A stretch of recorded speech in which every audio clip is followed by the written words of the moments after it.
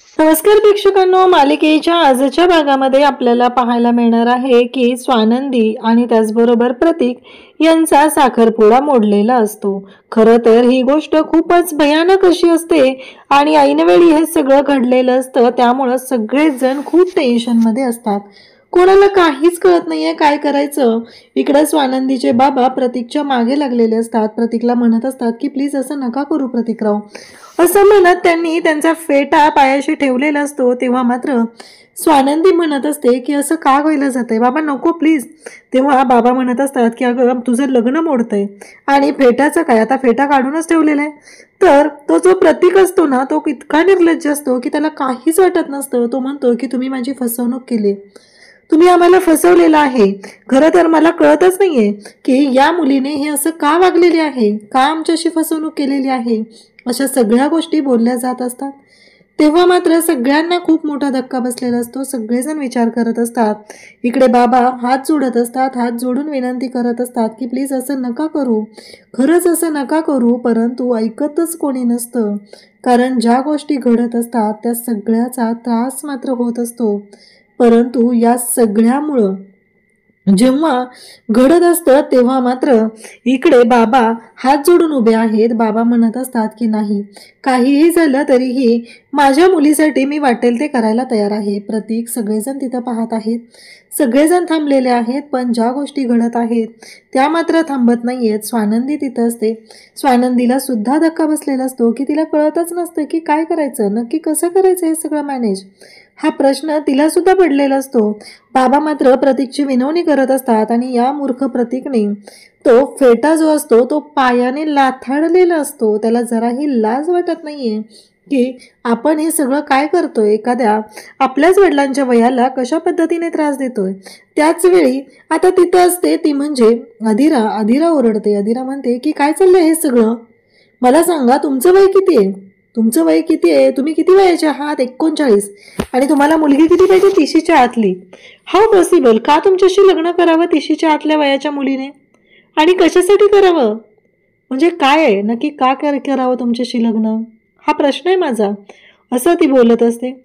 तेव्हा मात्र सगळ्यांना प्रश्न पडलेला असतो आणि तो मात्र ओरडत असतो। तो म्हणत असतो की नाही, कारण ही जी मुलगी आहे ना ती फ्रॉड आहे, नाही आम्हाला मान्य हे सगळं, असं हे बोलणं चाललेलं आहे।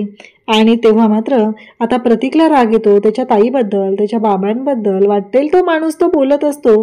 तेव्हा मात्र प्रतीकला ही गोष्ट सहन होत नाही आणि मग मात्र प्रतीक आता पुढे जातो आणि प्रतीक पुढे जाऊन त्या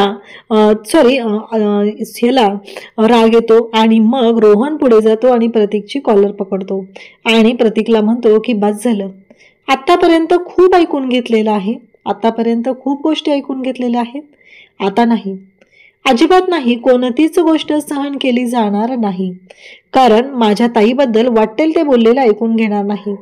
तेव्हा त्या मुलाची आई मात्र तिथं बोलत असते, ती म्हणत असते चल चल लवकर, इथे ना कोणालाच काही पडलेलं नाहीये, बस झालं, आपल्या बाबतीत जे घडतंय ना ते खूप भयानक आहे, असं त्या दोघांचं बोलणं चाललेलं असतं। आणि ते घरातून हॉलमधून बाहेर पडतात। इकडे आनंद झालेला असतो, तो म्हणजे अंशुमनला आणि मल्लिकाला, ते दोघंही खुश झालेले असतात आणि अंशुमन तर पाया पडत असतो। तेव्हा मात्र मल्लिका म्हणते अरे नको, लोक काय म्हणतील। तेव्हा तो म्हणतो की काही नाही, लोकांना फक्त एवढंच वाटेल की हे सगळं जे काय चालू आहे ना ते लोकांना असं वाटेल की मुलगा आईच्या पाया पडतोय, बाकी काहीच नाही वाटणार, असं त्यांचं बोलणं सुरू असतं। इकडे रोहनला आता बोलत असते ती म्हणजे इकडे स्वानंदी म्हणत असते की काय चाललंय रोहन तुझं, तुला कळत नाहीये का, तुझ्या लक्षात येत नाहीयेत का गोष्टी, का असं करतोयस तू, अरे समजून घे, ती मुलगी बघ तिथं वाट बघते तुझ्यासाठी, तुझ्यासोबत तिला लग्न करायचंय, आणि हे सगळं तू काय करतोयस, तुला कळत नाहीये का, असं म्हणत ती बोलत असते। परंतु रोहनला मात्र गोष्टी ऐकूनच घ्यायच्या नसतात। रोहन म्हणत असतो की नाही ताई, जोपर्यंत तुझं लग्न होत नाही तोपर्यंत मी लग्न करणार नाही, या हट्टाला रोहन पेटलेला असतो। तो म्हणत असतो की नाही, काहीही झालं तरीही मी हे लग्न करणार नाही, त्याचं फक्त एवढंच सुरू आहे की माझ्या ताईचं लग्न झाल्याशिवाय मी हे लग्न नाही करू शकत आहे। सगळेजण बोलत असतात, सगळेजण म्हणत असतात की रोहन ऐक, पण रोहनला मात्र गोष्टी ऐकूनच घ्यायच्या नसतात. रोहन मात्र म्हणत असतो की नाही, जोपर्यंत माझ्या ताईचं लग्न होत नाही तोपर्यंत मी हे लग्न करणार नाही, असा हट्ट रोहन करत असतो. इकडे आता स्वानंदी जाते, ती म्हणजे अधिराकडे. ती म्हणू लागते की लक्षात येतंय का तुझ्या, असं नको करू, तुम्ही दोघांनी एकमेकांवर प्रेम केलेलं आहे, मग लग्न करा ना, मग काय प्रॉब्लेम आहे, असं काय करतोयस तू रोहन, असं ती बोलत असते. परंतु रोहन ऐकायलाच तयार नसतो. रोहन म्हणत असतो की नाही, जोपर्यंत माझ्या ताईचं लग्न होत नाही तोपर्यंत मी लग्न करणार नाही, असा रोहन हट्टाला पेटलेला असतो. आणि तो म्हणत असतो की नाही, काही झालं तरीही मी हे लग्न करणार नाही. तेव्हा मात्र स्वानंदी म्हणते, काय तुमच्यात आणि त्या प्रतीकमध्ये काय फरक आहे, तो बाहेरचा होता, त्याने माझ्या मनाचा विचार केला नाही आणि तुम्हीही तेच करताय, तुम्हाला तरी काय वाटतंय, म्हणजे लाज वाटते का तुम्हाला माझी, सांग ना रोहन, लाज वाटते का तुला, अजूनही तुझी बहीण लग्नाची राहिलेली आहे म्हणून लाज वाटते का, असं ती विचारते. तेव्हा मात्र रोहन म्हणत असतो की नाही ताई, तसं नाही आहे. तेव्हा ती म्हणते, तसं असेल तर तसं सांगा मला, मी हे लग्न माझ्याकडून होणार नाहीये तर मी जाते निघून, असं ती बोलत असते. तुम्हाला माझी लाज वाटत असेल तर मी हे सगळं सोडून जायला तयार आहे, असं ती सांगत असते. आणि तेव्हा मात्र ती बोलत असते. सगळेजण तिथं असतात. सगळ्यांसाठीच हा मोठा धक्का असतो. कोणालाच कळत नसतं की काय निर्णय घ्यायचा आणि काय करायचं. तेव्हा मात्र समर वैतागतो आणि तो म्हणतो की बस झालं, काय चाललंय, किती वेळ झालं, आता बस करा तुमचं. आणि तो ओरडतो आणि तो म्हणू लागतो की बस, आता अजिबात ऐकून घेतलं जाणार नाही. आणि मग तेवढ्यातच अधिरा म्हणते, आज जर हे लग्न होणार नसेल, आज जर हा साखरपुडा होणार नसेल तर मी स्वतःला संपवणार आहे. तिने तिथेच असलेला चाकू हातात घेतलेला असतो आणि ती म्हणत असते की मी स्वतःला संपवणार आहे. कारण ती वैतागली, रोज तेच प्रत्येक वेळेस त्याच गोष्टी घडतात. इकडे आता समोर हात जोडून उभा असतो आणि तो म्हणत असतो की रोहन प्लीज ऐक माझं. रोहन ऐकायलाच तयार नसतो. तुम्हाला जशी तुमच्या बहिणीची काळजी आहे तशीच मला माझ्या बहिणीची काळजी आहे. माझ्या बहिणीचं काय, असं तो म्हणत असतो. इकडे अधिराने तोपर्यंत स्वतःच्या हातावरती चाकूने वार केलेला असतो.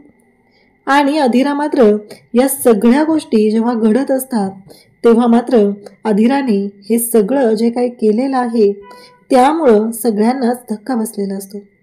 आणि त्यासोबतच इकडे हे घडत आहे तेव्हा मात्र आता सगळेजण पाहत असतात. तेव्हा इकडे स्वानंदी त्यांना समजवत असते, म्हणत असते की ऐक जरा रोहन.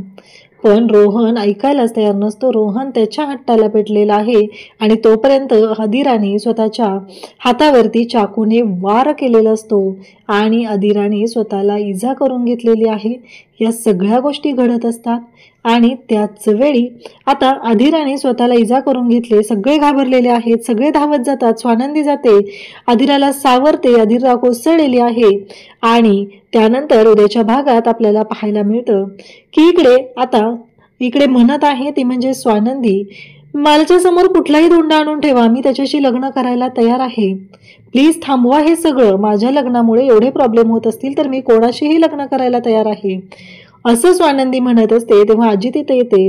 अगं कोणत्या धोंड्याशी का करशील, माझा धोंडा त्याच्याशी कर, म्हणजे पेंट्याशी लग्न कर, असं आजी सांगत असते.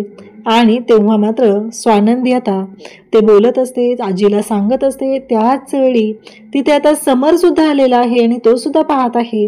तर स्वानंदी आणि समर उद्याच्या भागामध्ये लग्नाचा निर्णय घेणार आहेत. आता हे सगळं कशा पद्धतीने होणार आहे ते आपण पुढे पाहणार आहोत. त्यासाठी चॅनलशी नक्की कनेक्ट राहा. थँक्यू.